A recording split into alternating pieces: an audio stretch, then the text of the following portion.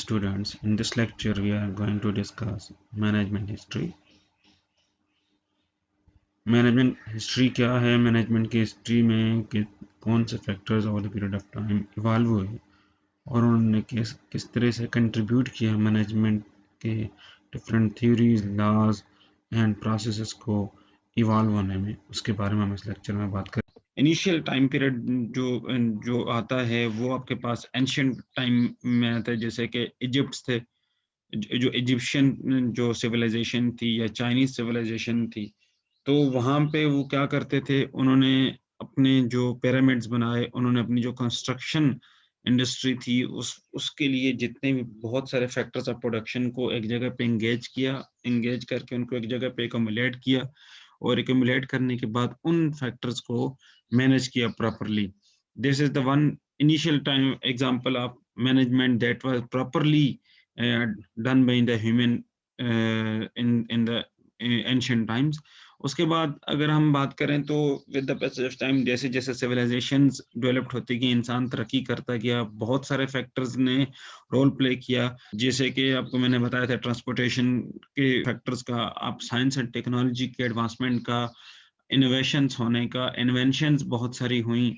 इसी तरीके से हेल्थ में की जो मेजर्स हैं उनमें इम्प्रूवमेंट आई, डिजीजेस पे कंट्रोल करने की इंसान में सलाहियत आई, अपने आप को प्रोटेक्ट करने की सलाहियत मज़ीद बेहतर से बेहतर होती गई. एजुकेशन में उनके पास मज़ीद न्यू डायमेंशंस क्रिएट हुई, न्यू न्यू कंटेक्स्ट डेवलप्ड हुए, न्यू न्यू सब्जेक्ट्स डेवलप्ड हुए, बहुत सारे न्यू आइडियाज फ्लोट हुए. उसकी वजह से बहुत सारे न्यू प्रिंसिपल्स बने, बहुत सारे लोगों को काम करने का मौका मिला, बहुत सारे लोगों के काम से दुनिया रोशनास हुई, प्रिंटिंग की फैसिलिटीज इजाद हो गई, transportation of resources, transportation of mankind from one place to another place, migration की शक्ल में, या resources के लिए, या adventures के लिए, या बहुत सारी areas को discover करने के लिए लोग एक जगह से दूसरी जगह गए. फिर इसी तरह इंसान ने फूड ग्रोअर, पहले फूड कंज्यूमर का रोल था, फिर उसके बाद फूड ग्रोअर का कैपेबिलिटीज जो हासिल करनी, उसके बाद इंसान ने फिर उसके बाद डोमेस्टिक पहले अपनी सब्सिस्टेंट प्रोडक्शन करता था, फिर वो सब्सिस्टेंट प्रोडक्शन करने के बाद उसने कहा कि क्यों ना हम इस प्रोडक्शन को ज़्यादा बनाने की कोशिश करें. तो जब उसको हम अपनी ज़रूरत से वो ज़्यादा बनाते थे, तो ज़्यादा बना के उस चीज़ को वो इस्तेमाल कर सकते थे फर्दर आगे अपनी जो नीड्स को पूरी करने के लिए, और उन अपनी नीड से जो चीज़ ज़्यादा एक्स्ट्रा बच जाती थी उसको दूसरे लोगों के साथ एक्सचेंज करते थे. ट्रेड का कंसेप्ट इमर्ज हुआ, उस एक्सचेंज के बदले में उनको गुड्स वर्सेस गुड मिलती थी. पहले कमोडिटी वर्सेस कमोडिटी होती थी, जिसको हमने बार्टर सिस्टम का नाम दिया था. और फिर जो है बाद में जो मनी की एवोल्यूशन हुई, मनी की बहुत सारे जो जो उसकी शेप्स हैं, उसकी जो एवोल्यूशंस हैं, उसकी जो स्ट्रक्चर्स हैं, वो बदलते गए. तो उसके बदलने के साथ आपकी इंसान की फिर जो जितनी भी ऑर्डिनरी जो है वो एक्टिविटीज ऑफ लाइफ थी, बिजनेस एक्टिविटीज थी, मैनेजमेंट की एक्टिविटीज थी, वो उसी के साथ साथ बदलती गई और रेवोल्यूशन आता गया. अनटिल के हम पहुंच जाते हैं 17th सेंचुरी में. 17th सेंचुरी में आपको कैपिटलिज्म की इमर्जेंस नजर आती है, एक इकोनॉमिक सिस्टम का प्रॉपर डेवलपमेंट नजर आती है. पहले सिस्टम्स थे लेकिन उनके लिए कोई प्रॉपर गाइडलाइंस वो नहीं थे. Over the period of time बहुत सारे लोगों ने इसमें कंट्रीब्यूट किया, बहुत सारी developments over the period of time होती गई. इंडस्ट्री रिवोल्यूशन की इमर्जेंस में बहुत सारे फैक्टर ने रोल प्ले किया. वो फैक्टर्स जो जो मेन थे, दैट इज कि आपके पास जो है वो डिपेंडेंसी थी. डिपेंडेंसी थ्योरीज बहुत इम्पोर्टेंट एक कंसेप्ट है इस एक हमारी जो मैनेजमेंट और इकोनॉमिक्स की जो फील्ड है, कि जितने भी डिपेंडेंसी का सिंपल आपको मतलब समझ लें, फिर आपको मैं इसकी बहुत सारी नवीनताएं बता देता हूँ, जिसकी जो लाइंस हैं बता देता हूँ. डिपेंडेंसी का मतलब कि जब आप किसी पे डिपेंडेंट होते हैं, जब आप किसी पे एनएसआर कर रहे होते हैं, वो एनएसआर ऑब्वियस सी बात है आपका इकोनॉमिक इंटरडिपेंडेंस होती है, आपकी इकोनॉमिक डिपेंडेंसी होती है. इसी का कि बहुत सारे कंट्रीज, बहुत सारे पार्ट ऑफ द वर्ल्ड के जो जो पावरफुल कंट्रीज थे, जिनके पास पावर थी, power in the shape of money, power in the shape of trade routes, power in the shape of resources, power in the shape of precious metals, उनके पास जो जितनी चीज़ें जिसके पास जो चीज़ रिसोर्सेज़ जितने ज़्यादा थे, उतना ही ज़्यादा वो पावरफुल होता जाता था। उस सिस्टम को हम मर्केंटलिज़्म कहते हैं, मर्केंटाइलिज़्म कहते हैं कि आपके पास प्रीशियस मेटल्स होने चाहिए, आपके पास जो है वो की फैक्टर्स ऑफ प्रोडक्शन होने चाहिए, आपके पास की रिसोर्सेज़ होने चाहिए। तो जब वो रिसोर्सेज़ और फैक्टर्स आपके पास मौजूद होंगे, तो आप अब क्या करेंगे कि आप उन फैक्टर्स और रिसोर्सेज़ को यूज़ करके बाकी जो पार्ट ऑफ द वर्ल्ड हैं, उन पे आप अपनी हुक्मरानी कायम कर सकेंगे, जिनको हम कोलोनियलाइज़ेशन का नाम देते हैं। डिपेंडेंसी की दूसरी शक्ल जो बाद में बनी, वो ये बनी कि बहुत सारे जो डेवलप्ड वर्ल्ड थे, बहुत सारे ऐसे कंट्रीज़ जो with the passage of time ज़्यादा से ज़्यादा पावरफुल होते गए, जिनकी वहाँ पे लिविंग स्टैंडर्ड बहुत ज़्यादा जो इम्प्रूव होता गया, वो पहले अंडर डेवलप्ड थे, थर्ड वर्ल्ड कंट्रीज़ थे, फिर अंडर डेवलप्ड में आए, अंडर डेवलप्ड से डेवलपिंग में आए और डेवलपिंग से फिर डेवलप्ड की तरफ गए। डेवलप्ड कंट्रीज़ हैं, वो अंडर डेवलपिंग या डेवलपिंग या लेस डेवलप्ड कंट्रीज़ जो थर्ड वर्ल्ड कंट्रीज़ हैं, उनको क्या करते हैं, उनको अपने आप पे डिपेंडेंट रखते हैं इकोनॉमिकली, पॉलिटिकली, इस हिसाब से भी। अब इकोनॉमिकली कैसे करेंगे कि वो मैंने बता दिया कि जो भी थर्ड वर्ल्ड कंट्रीज़ हैं, वहाँ पे आपको प्राइमरी नेचर ऑफ गुड्स मिलेंगी, आपको वहाँ पे बेसिक फार्म में आपको गुड्स या रिसोर्सेज़ मिलेंगे। वहाँ से वो रिसोर्सेज़ को in the name of trade, in the shape of trade या कॉलोनी बना के या उनको किसी तरीके से भी उनसे वो अपने वो रिसोर्सेज़ लेते हैं, उनमें मज़ीद वैल्यू एडिशन करते हैं, उन वैल्यू एडिशन करके उन लोगों को दोबारा वही चीज़ बेच देते हैं, एक तरीका। दूसरा तरीका ये है कि वो लोग जो नेचुरल रिसोर्सेज़ पे रिलाई कर रहे थे, तो उनको मैन्युफैक्चरिंग रिसोर्सेज़ पे डिपेंडेंट करने पे मजबूर कर देते हैं। ट्रेड की शक्ल में, ग्लोबलाइज़ेशन की शक्ल में जैसे भी। वो डेवलप्ड कंट्रीज़ हैं, वो 2 डेवलपिंग कंट्री के दरमियान कोई कॉन्फ्लिक्ट अराइज़ कर देते हैं, जैसे पाकिस्तान, इंडिया के दरमियान कश्मीर का कॉन्फ्लिक्ट है, जैसे फ़लस्तीन का कॉन्फ्लिक्ट है, जैसे बर्मा का कॉन्फ्लिक्ट है, जैसे और भी बहुत सारे एरियाज़ हैं, जहाँ पे कभी किसी को एक पहाड़ पे लगो जो है वो क्या कहते हैं, एक-दूसरे के साथ लड़वा देंगे। जैसे मिस्र और इसराइल की 1964 में जंग होती है, 1973 में जंग होती है। इसी तरीके से पाकिस्तान की 48 में, 51 में, 65 में, 71 में, 99 में आपकी कितनी वार्स होती हैं वो उसके साथ वो कोई मसला नहीं है, सिर्फ एक छोटा पीस ऑफ लैंड को कॉन्फ्लिक्ट बना के अब आपके तमाम रिसोर्सेज़ को तमाम अपनी आपकी जो पॉलिसीज़ हैं, उन सब की सब की कंसंट्रेशन, उन सब की जो अलाइनमेंट है, उस कॉन्फ्लिक्ट के साथ जोड़ देते हैं। तो इंडस्ट्रियल रिवॉल्यूशन में क्या हुआ? इंडस्ट्रियल रिवॉल्यूशन में भी सेम सिनेरियो हुआ था। इंडस्ट्रियल रिवॉल्यूशन में क्या सिनेरियो हुआ था कि जी आपकी जो थर्ड वर्ल्ड कंट्रीज़ थे, वहाँ से रिसोर्सेज़ एक्युमुलेट हुए, वहाँ से रिसोर्सेज़ को इकट्ठा किया गया, वहाँ से रिसोर्सेज़ को डिपेंडेंसी की डिफरेंट शक्लों की सूरत में, कॉलोनीज़ की शक्ल में, इंपीरियल स्टेट्स की शक्ल में, वहाँ पे मर्केंटाइलिज्म की शक्ल में, ट्रेडर्स की शक्ल में, मर्चेंट्स की शक्ल में, जिस तरीके से भी वहाँ पे गए, वहाँ पे डिस्कवरर की शक्ल में पहला इंडस्ट्रियल रिवॉल्यूशन हुआ यूके में, वहाँ पे इंडस्ट्रीज़ छोटी-छोटी बनी, उन इंडस्ट्रीज़ ने एक बड़े द हैकल इंडस्ट्रियल स्टेट्स का जो है वो सहारा लिया, वहाँ से वो लोग एक रिसोर्सेज़ को प्राइमरी शक्ल में जो मौजूद होते थे, उनको लेकर आते थे, उनमें वैल्यू एडिशन करते थे, उनको इम्प्रूव करते थे, मैन्युफैक्चरिंग की शक्ल में, मैन्युफैक्चर गुड की शक्ल में वापस बाकी पार्ट ऑफ द वर्ल्ड में जाके बेच देते थे। वो जिन लोगों के पास जो थोड़ा बहुत पैसा होता था, वो भी लेकर आके यहाँ पे लगा देते थे, लगा के फिर उससे वो मज़ीद अपनी डेवलपमेंट के लिए कोशिश फिर दूसरा इंडस्ट्रियल रिवॉल्यूशन यूरोप में आया। पहला इंडस्ट्रियल रिवॉल्यूशन 1770s में आया, दूसरा इंडस्ट्रियल रिवॉल्यूशन जो है वो 1870s में आया। अमेरिका और यूरोप में एक एरिया डेवलप्ड हो गया, तो उस एरिया ने डेवलप्ड होने के साथ-साथ बाकी अपने जो पेरिफेरल एरियाज़ थे, अपने जो इर्द-गिर्द के नवाई इलाके, साथ के दूसरी स्टेट्स थी, दूसरे कंट्रीज़ थे, उनको भी साथ-साथ डेवलप किया। फिर इंडस्ट्रियल रिवॉल्यूशन का दायरा उन यूके से और ईस्टर्न यूरोप से एक्सपैंड होके अमेरिका और वेस्टर्न यूरोप तक चला गया। फिर थर्ड इंडस्ट्रियल रिवॉल्यूशन का जो दौर आता है वो 1945 सेकंड वर्ल्ड वार के बाद आता है। ब्रेटन वुड एग्रीमेंट होता है। ब्रेटन वुड एक यूके की एरिया का नाम है, इलाके का नाम है। वहाँ पे जितने भी बड़े-बड़े ममालिक हैं वो बैठते हैं और उस एग्रीमेंट ब्रेटन वुड एग्रीमेंट से ये वहाँ पे वो क्या कहते हैं मैनेजमेंट दुनिया के रिसोर्सेज को मैनेज करने के लिए डिफरेंट इंस्टीट्यूशंस, डिफरेंट इदारे बनाते हैं, जैसे कि आईएमएफ, जैसे कि वर्ल्ड बैंक, जैसे कि इंटरनेशनल कोर्ट ऑफ जस्टिस, जैसे कि UNO, GATT general agreement of trade and tariff.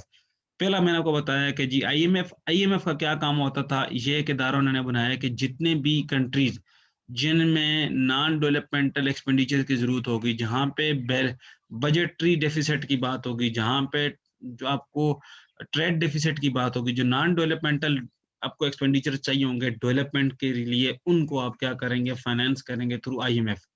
ठीक। दूसरा काम, दूसरी इदारा उन्होंने जो बनाया वो बनाया वर्ल्ड बैंक का। गौर से सुनिएगा, वर्ल्ड बैंक में उन्होंने क्या किया, जितने भी मेंबर कंट्रीज होंगे, कंट्रीज ऑफ द वर्ल्ड होंगे, वहां पे वर्ल्ड बैंक का पहला नाम था द बैंक ऑफ रिकंस्ट्रक्शन। ठीक है, कि वो जो जंग से मलियामेट हो गए थे, लाके उनको रीस्टेट करने के लिए, रीइंस्टेट करने के लिए, उनको अपनी असल हालत में वापस लेकर आने के लिए क्या करेंगे, उन्होंने एक दूसरे को हेल्प आउट करने के लिए वर्ल्ड बैंक का इदारा बनाया। बाद में इसने शक्ल इख्तियार कर ली कि जितने भी डेवलपमेंटल एक्सपेंडिचर थे, जितने भी आपको इंफ्रास्ट्रक्चर से रिलेटेड एक्सपेंडिचर थे, जितनी नीड्स थी किसी भी एक मेंबर कंट्री की, उसको पूरी करने के लिए आपने वर्ल्ड बैंक बनाई। आपने तीसरी चीज जो बनाई वो थी यूएनओ, यूनाइटेड नेशन ऑर्गेनाइजेशन। आपने जितने भी कंट्रीज, मेंबर कंट्रीज, तो उनके दरमियान का अगर कोई कन्फ्लिक्ट अराइज हो जाता है, उस कन्फ्लिक्ट को मैनेज करने के लिए, उस कन्फ्लिक्ट को खत्म करने के लिए अपने यूनाइटेड नेशन ऑर्गेनाइजेशन का इदारा बनाया। ट्रेड के मायर्स थे, जो ट्रेड के इश्यूज थे, उनको चेक करने के लिए, उनको मॉनिटर करने के लिए, उनको रेगुलाइज करने के लिए आपने general agreement of trade and tariff बनाया, जिसको आपने गेट का नाम दिया। ये general agreement of trade and tariff बाद में जाकर 1992 में वर्ल्ड ट्रेड ऑर्गेनाइजेशन की शक्ल में चेंज हो जाता है, तब्दील हो जाता है। 1992 तक इसका नाम गेट रहा है, 1992 में इसका नाम चेंज होकर वर्ल्ड ट्रेड ऑर्गेनाइजेशन WTO की शक्ल में ये बदल गया। फिर भी अगर कोई बात रहेगी हो ना समझ आए तो आप मुझसे क्वेश्चन में पूछ लीजिएगा। देन आप किस तरीके से मैनेज कर सकते हैं, मैनेजमेंट की डिफरेंट अप्रोचेस क्या हैं। आपके पास एक हिस्टोरिकल अप्रोच है, क्लासिकल अप्रोच है, क्वांटिटेटिव अप्रोच है, बिहेवियरल अप्रोच है एंड कंटेम्पररी अप्रोच है। आपके पास जो हिस्टोरिकल अप्रोच है, इसमें हमने बात कर ली मैनेजमेंट की, अर्ली एग्जांपल्स की बात कर ली, स्पेशलाइजेशन की बात कर ली, डिवीजन ऑफ लेबर की बात कर ली और इंडस्ट्री रेवोल्यूशन की बात कर ली। फिर जैसे ही दुनिया में मजीद एडवांसमेंट होती है, जैसे जैसे दुनिया तरक्की करती जाती है, रिसोर्सेज ज़्यादा से ज़्यादा एकमुलेट होते जाते हैं, फाइनेंस मिलते जाते हैं, आपके डिफरेंट जो सेक्टर्स हैं वो डेवलप होते जाते हैं। आपको उन सेक्टर्स को डेवलप करने के लिए रिसर्च एंड डेवलपमेंट मजीद करते हैं, आप न्यू न्यू इन्वेंशंस करते हैं, न्यू न्यू इनोवेशंस करते हैं, साइंस एंड जो टेक्नोलॉजी है वो इम्प्रूव होती है। तो उस वक़्त जो आप दुनिया शक्ल इख्तियार करती है, वो साइंटिफिक मैनेजमेंट की करती है।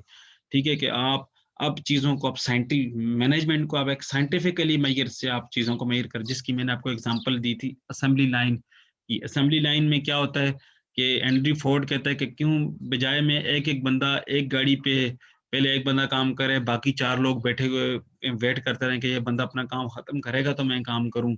तो आप उसने क्या किया कि मैनेजमेंट को साइंसी बुनियादों पे मैनेज करना शुरू कर दिया, कि उसने एक कन्वीनियर बेल्ट बनाया। उस कन्वीनियर बेल्ट के थ्रू आप एक बंदा, उसने जितने भी उनके वर्कर थे उनको डिफरेंट पोजीशंस अलॉट की, और कन्वीनियर बेल्ट उन तक जो है वो एक्सटेंड किया। एक बंदा अपना काम करके वो जो प्रोडक्ट थी उसको आगे पास ऑन कर देता था दूसरे बंदे तक, वो बंदा अपने ऐसे का काम करके उसको पास ऑन कर देता था तीसरे बंदे तक, उसको पास ऑन कर देता था चौथे बंदे तक, विदाउट एनी एक्स्ट्रा एफर्ट। आप एक बटन पुश करते थे, वो जो फैक्ट्रीज में आजकल आपको लगा हुआ नजर आते हैं, बड़ी बड़ी इंडस्ट्रीज में, जो जिसपे वो चीजें खुद ब खुद चल रही होती हैं, उसको कन्वीनियर बेल्ट कहते हैं। जिस तरह वो आपकी इलेक्ट्रॉनिक स्टेयर्स होती हैं, वो जिस वजह से आप उस पे खड़े होते हैं और आप पे नीचे से ऊपर पहुंच जाते हैं, वो जो बेल्ट उस पे चल रहा होता है वो भी कन्वीनियर बेल्ट की एक शक्ल है। तो इसने अपनी जो मैनेजमेंट थी उसकी अप्रोच को, उसको मैनेज करने के लिए साइंसी inventions, innovations, research and development का सहारा लिया, तो उसको हम साइंटिफिक मैनेजमेंट कहते हैं। फिर क्वांटिटेटिव अप्रोच में आप आ जाएंगे तो उसके बाद आपके पास दो चीजें उसमें आ जाती हैं, वन इज बिहेवियरल अप्रोच और दूसरा आपके पास आता है कंटेम्पररी अप्रोच। बिहेवियरल अप्रोच में जो डिटेल्स है हम आगे तफसील के साथ बात करते हैं इन दोनों में। पहले साइंटिफिक मैनेजमेंट में अगर हम बात करें तो कहते हैं, जो फ्रेडरिक विंस्लो टेलर था उसको फादर ऑफ साइंटिफिक मैनेजमेंट कहते हैं। उसने कहा है कि जी, management is a science. Management जो है वो आप जब भी कोई काम करेंगे तो उसको आप मैनेज जिस तरीके से करेंगे किसी भी एक्टिविटी को, तो उसको बेस्ट वे में काम करने के लिए, उसको उससे बेस्ट आउटकम लेने के लिए, एफिशिएंटली और इफेक्टिवली इस चीज को मैनेज करने के लिए आपने मैनेजमेंट को एज अ साइंस ट्रीट करना है। मैनेजमेंट को अपने as a academics discipline treat, वहां पे ह्यूमन साइकोलॉजी को इंट्रोड्यूस किया कि आप ह्यूमन साइकोलॉजी को इंट्रोड्यूस करेंगे, ह्यूमन साइकोलॉजी को इनकॉर्पोरेट करेंगे मैनेजमेंट करने में। मैनेजमेंट के लिए उसने उसमें हेल्प लेना शुरू कर दी साइकोलॉजी की फील्ड से, जिसने आपकी मैनेजमेंट की दुनिया को रिवॉल्यूशनाइज कर दिया है। साइकोलॉजी कैसे कि आप इंसान को जब समझेंगे, इंसान की पर्सनालिटी के अकॉर्डिंगली, कोई बंदा रिस्क एवर्स होता है, कोई बंदा रिस्क टेकर होता है, कोई बंदा रिस्क लवर होता है। ये भी एक पर्सनालिटी के एस्पेक्ट्स हैं। फिर कोई बंदा इंट्रोवर्ट होते हैं, कुछ बंदे एक्सट्रोवर्ट होते हैं। इंट्रोवर्ट का मतलब है कोई बंदे सिर्फ अपनी ज़ात तक खामोश तबा के होते हैं, अपनी ज़ात तक लिमिटेड रहते हैं। बाज़ लोग एक्सट्रोवर्ट होते हैं, ओपन होते हैं, सोशल होते हैं। वो अकेले नहीं काम कर सकते, वो टीम में काम करते हैं। फिर उसने टीम वर्क का कांसेप्ट इंट्रोड्यूस करवाया, फिर उसने गैंट चार्ट का कांसेप्ट इंट्रोड्यूस करवाया, उसने प्लानिंग का कांसेप्ट इंट्रोड्यूस करवाया और उसने कहा है कि इस डिसिप्लिन मैनेजमेंट को आप एक एकेडमिक डिसिप्लिन के तौर पे पढ़ेंगे। टेलर ने साइंटिफिक मैनेजमेंट में जो रूल्स लगाए कि उसने कहा है कि आप एक हर जो इंडिविजुअल वर्क पर्सन होगा उस फील्ड में, वो एक एलिमेंट होकर ट्रीट विद रूल के उसको ट्रीट करेंगे और आप उनको साइंटिफिकली सिलेक्ट करें, उनकी हायरिंग साइंटिफिकली हो, उनको आप ट्रेन भी करें, उनको टीच भी करें, उनको आप डेवलपमेंट भी हो उनकी। फिर उसने कहा है कि जो बंदे हैं वो एक-दूसरे के साथ कोऑपरेट करेंगे, टीम में चलाएँगे, जब एक-दूसरे के साथ कोऑपरेशन के साथ चलेंगे तो उस वक़्त आपका जो काम है वो ज़्यादा एफिशिएंट होगा। उसने फिर उसके आपकी जितनी भी वर्क रिस्पॉन्सिबिलिटीज़ थी उसने उसको डिवाइड किया लोगों पे, जो लोग थे वहाँ पे, वर्कर जितने भी या मैनेजमेंट जितनी भी आपकी मौजूद थी उनको आप इक्वली डिवाइड करेंगे सो दैट कि एक बंदा एक दूसरे को ना इंफीरियर समझे और ना सुपीरियर समझे, ठीक है? और सारे लोग जब एक लेवल पे होंगे, एक जो है वो पेज पे होंगे तो उस वक़्त उनका जो काम होगा वो ज़्यादा बेहतर तरीके से निखर के आएगा। फिर जो चीज़ उसके बाद आप जो एडमिनिस्ट्रेटिव थ्योरीज़ में आ जाती हैं, तो उस वक़्त आपके पास हेनरी, उसने प्रिंसिपल्स ऑफ मैनेजमेंट दिए कि आप अपनी मैनेजमेंट को किस तरीके से मैनेज करेंगे। और उसके बाद जो दूसरा बंदा था जिसने मैक्स वेबर, जिसने थ्योरी ऑफ अथॉरिटी डेवलप की, उसने ब्यूरोक्रेसी की शक्ल में उसने कहा है कि ऑर्गेनाइज़ेशंस जो हैं, ऑर्गेनाइज़ेशंस को आप रन करेंगे एज़ अ ब्यूरोक्रेसी। ब्यूरोक्रेसी में क्या सिचुएशन होती है कि आप चीज़ों को अक्लमंदी के साथ, रैशनैलिटी के साथ जो है इम्पर्सनल होके बात करते हैं। फिर आप वहाँ पे चीज़ों को फोरकास्ट कर रहे होते हैं, प्रेडिक्ट कर रहे होते हैं, एक-दूसरे के साथ कम्पेटिटिवनेस में लेकर आते हैं चीज़ों को और कम्पेटिटिवनेस के थ्रू आप क्या करते हैं, अथॉरिटेरियनिज़्म को अचीव